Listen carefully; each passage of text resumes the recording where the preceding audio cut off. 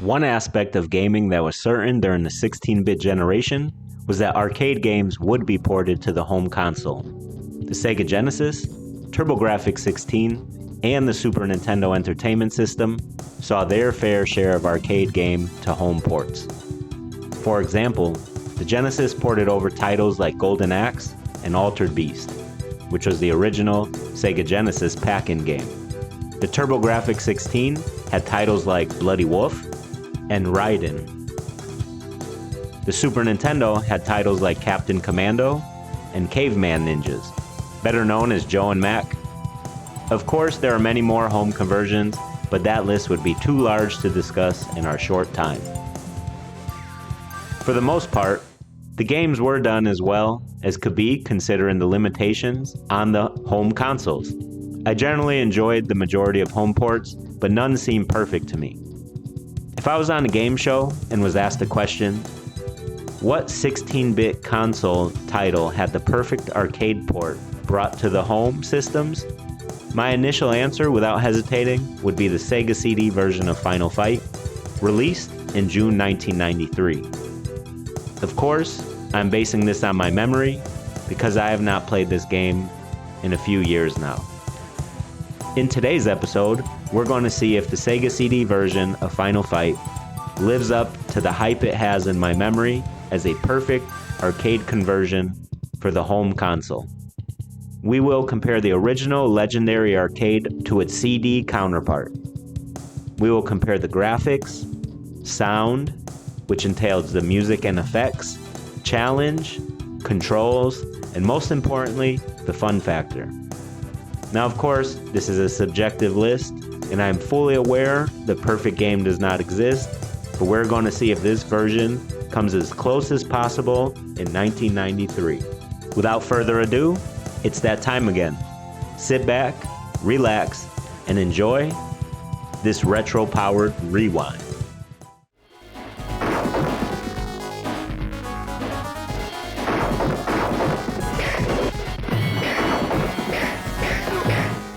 The first category in contention are the graphics.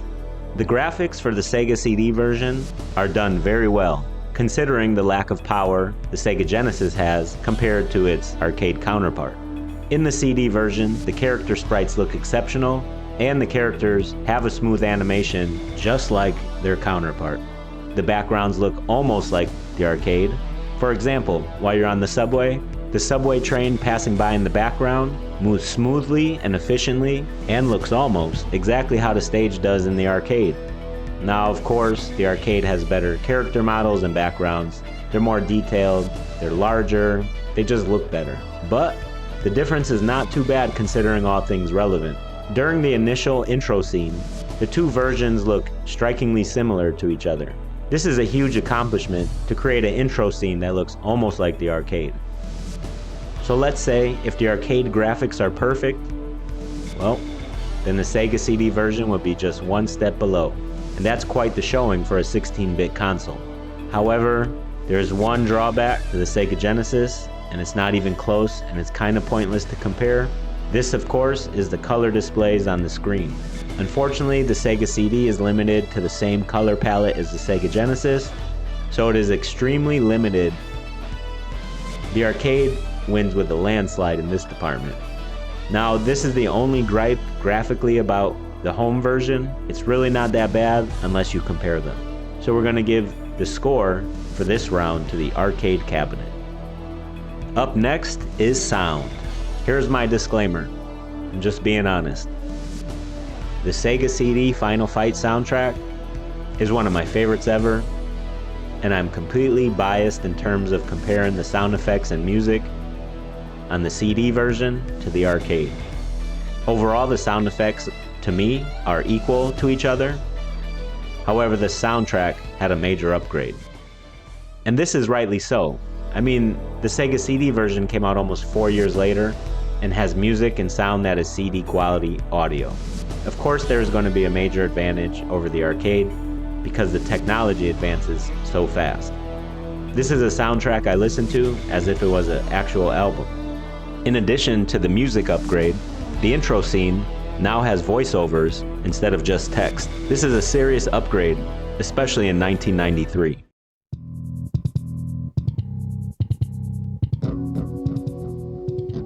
Metro City, a well-known crime capital, has been ruled by violence and death for many years.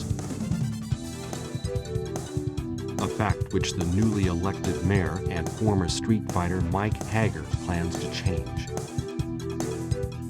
At the center of the problem is the huge gang known as Mad Gear. Mad Gear controls all of the major criminal activity in the city. When they learned of Hager's plans, they took immediate action to bring this new mayor under their control. Sometime in 1992. Hello, Mike Hager here. Hee, Mr. Hager. So pleased to make your acquaintance. I believe you know who I am. Don't hang up. We have a little business proposition for you. Your daughter for your cooperation. And we'll throw in the regular monthly bonus to your salary we offered before. What? What happened to Jessica? Who is this? Not so fast, Mike. Turn on your TV.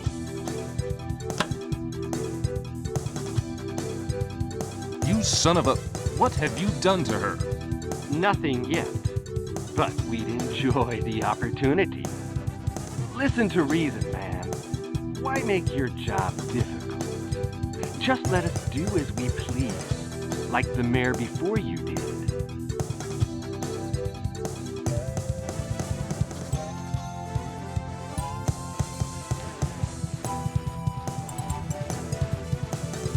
Guy, Jessica was kidnapped. Jessica? My sweetheart since childhood.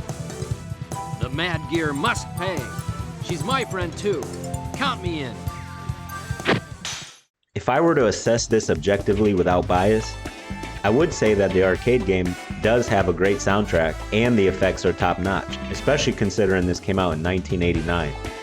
Despite its visual prowess, the Final Fight arcade cabinet was one of those games when you were at an arcade that stood out right away from other games. This is because of its terrific soundtrack and great sound effects. When you walk near the cabinets, you hear the grunting, the fighting, and the cool music.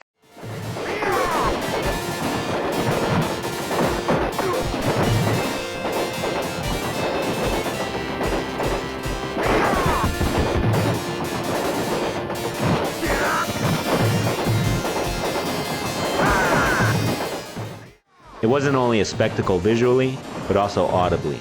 At the time, this was perfect, but when the Sega CD version dropped, the soundtrack definitely had an exponential upgrade. And this is by no means taking anything away from the original. In my opinion, the original is one of the greatest arcade cabinets ever to exist. Overall, I give the edge to the Sega CD, and that is only because it arrived on the scene years later, where the technology improved to make the CD soundtrack one of the greatest ever. For this round, we're going to give the score to the Sega CD version.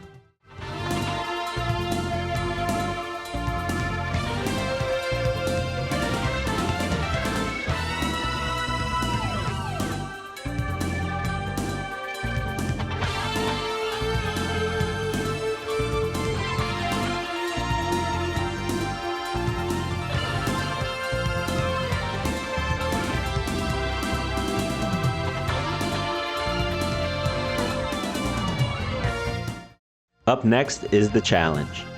I'm not sure if I'm the only one that thinks this, but for me, the arcade was easier to complete rather than the home version. Maybe this is because the arcade game you can continue as much as you like, whereas the home console has limited continues. I found with the single player experience at home, it was considerably more difficult. Perhaps this could also stem from the fact that the characters you play in the Sega CD version have slower movements than their arcade counterpart. Overall, I would say that both games are definitely challenging, and if you find yourself somehow in the late 1980s and early 1990s and you're at an arcade, well, you better have plenty of quarters because this game is going to take your money, especially if you're not playing co-op. In my opinion, I would say that both games are equally challenging, and for this category, it is a tie. The next category, controls. Overall, the controls seem to be the same. However, after playing both games extensively, I noticed that the home version characters you control have slower movements than the arcade characters. Sometimes this causes you to get rocked up more often than not because you simply can't keep up with the beatdowns from the many enemies on the screen. Each game has the same moves and button commands. You have your standard attack. You have 2 jump attacks, one that is forward momentum like a drop kick, and one that is a vertical attack like a flying elbow or body splash.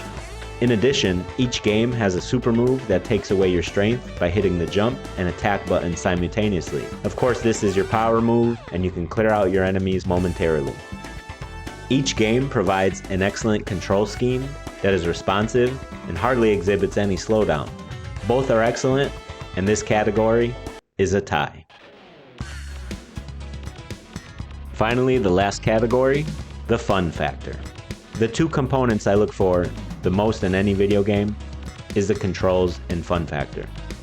For me, the graphics, sound, and challenge are second to these.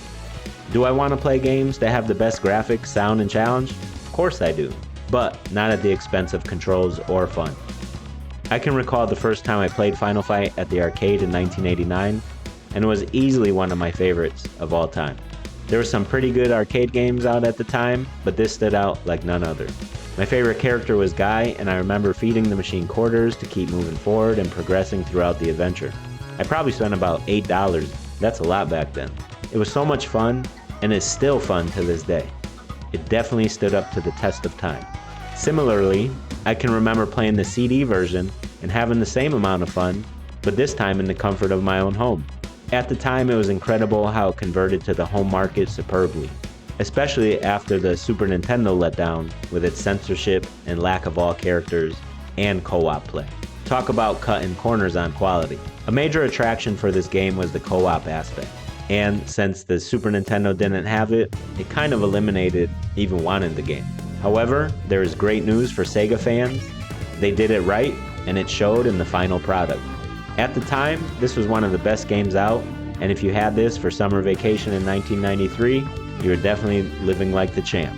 Not too many other games could compare to the greatness of the Sega CD version. This category is a really tough call for me. Both versions have their own charm and are both equally fun. I guess what it comes down to is, do you like being in the arcade playing this game, or would you rather be at the comfort of your own home playing this game? This category ends up as a tie for me because the arcade definitely has its appeal, but so does the home version. Each game is so much fun, and if you have never played Final Fight, I would highly recommend it, especially if you enjoy co-op beat-em-up adventures. I may have come across during this video as trashing the Super Nintendo version of Final Fight, but in actuality, it is a good game. It's a great game, especially if you consider that when it released, there was no other home versions available at the time on the Genesis or TurboGrafx 16. Now, the only other way Final Fight might have been out, and if my memory serves me correct, it was out for some home computer systems at the time. Of course, these weren't on my radar because getting a high-powered gaming computer was not in my cards. We're not getting a $1,000 system. No way, no how. Now, if I was fortunate enough like that, I would have asked for a Neo Geo and had the best arcade conversions at home. Again, at the time, the Super Nintendo version was the best we could play, so in my book, it is still a quality game despite it lacking some vital components like co-op, all the characters, and Nintendo's predictable censorship. At the time, the Genesis was more edgy, so of course you'd want to play it there. The arcade experience was unforgettable, and in those days the arcade could and would bring you hours and hours of fun, especially if you had enough quarters to keep playing and you had the time for it. As mentioned in previous videos, my favorite system of all time is the Sega Genesis, so when this arrived for the Sega CD, it was a revelation and was sought after the moment I seen this advertised and reviewed in Electronic Game & Monthly or GamePro. When I first bought Final Fight, I spent hours and hours playing it, having as much fun as I ever did playing any game at home. It was quite the experience in the summer of 1993. I'll never forget the joy and fun I had with this timeless classic. This game could be enjoyed on any system because it is one of the best ever. However, I prefer the Sega CD version. If you play this on any of the consoles from back in the day, you won't be disappointed. They're all good. I highly recommend this title to anyone who enjoys a good beat 'em up or anyone that wants to experience the arcade greatness at home. Overall, I'm going to give a slight advantage to the arcade version, simply because without that version, there's no Sega CD version, there's no Super Nintendo version, none of that. The Sega CD, in my opinion, is one of the best arcade-to-home console ports ever, but that original look and feel and sound, playing the first final fight at the arcade while waiting for your movie, or at a theme park, or wherever you are at, is priceless. And that game definitely was one of the best ever in any arcade. If you play this on the Super Nintendo, the Sega CD, or the arcade, it's a win-win situation. I want to give a shout out. Thank you to everyone that has been supporting this channel. You're all great, and I truly appreciate everyone for supporting me during this journey of building this channel. With that said, if you like the content that I'm creating, please like and subscribe. Thanks again, be amazing, and have a great day.